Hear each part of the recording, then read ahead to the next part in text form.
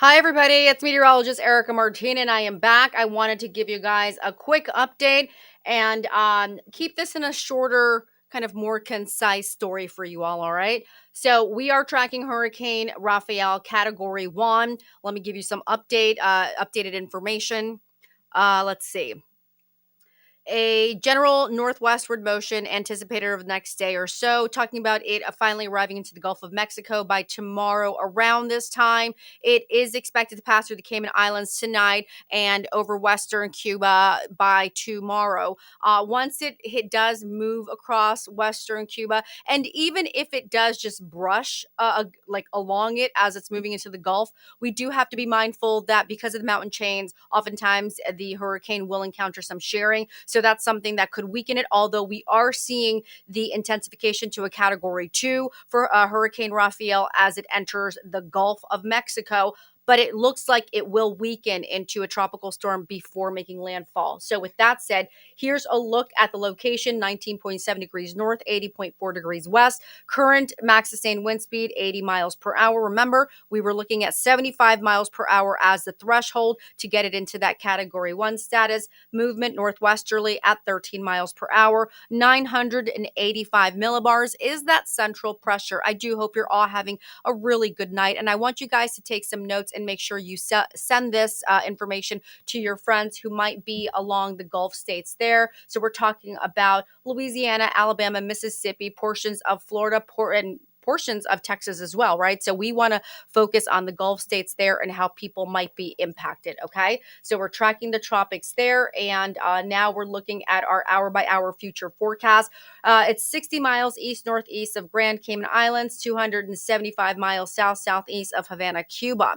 So, as we mentioned, it will move across Cuba, at least the western half of Cuba, and then it'll make its way into the Gulf. Now, it will make its way into the Gulf. I do believe it's a category 2, but then it will weaken, become a category 1, and likely making landfall as a tropical storm. However, I say all that with caution. Please be advised by me that I will be tracking this very closely for you, okay?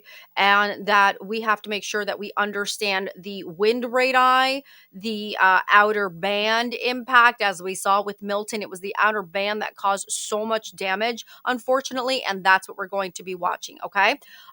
Beyond that, we're looking at the wind radii here in this graphic because I want to show you here what happens. And even though it isn't as big as Milton was, a lot more contained, we still have to be mindful that wind is going to be a big issue. I do think wind is going to be a big issue for the Florida Keys. Alrighty, so as we take a look at any of the alerts that have been issued by the National Weather Service, we see tropical storm warning issue for the Gulf waters from East Cape Sable to 60 nautical miles out and beyond 5 fathoms, Gulf of Mexico, including Dry Tortugas and Rebecca Shoal Channel.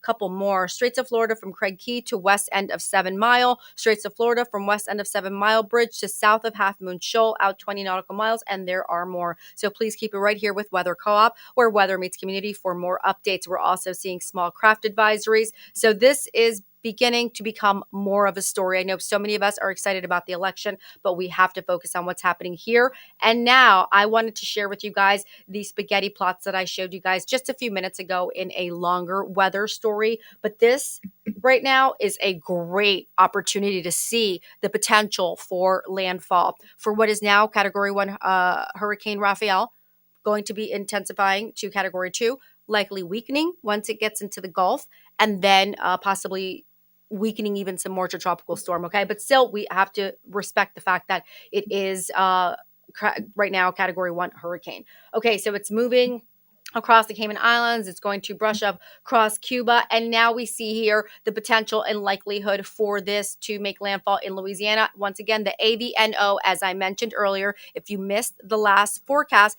the AVNO is the National Weather Service American Global Forecast System, the GFS model. That's been my favorite model this hurricane season.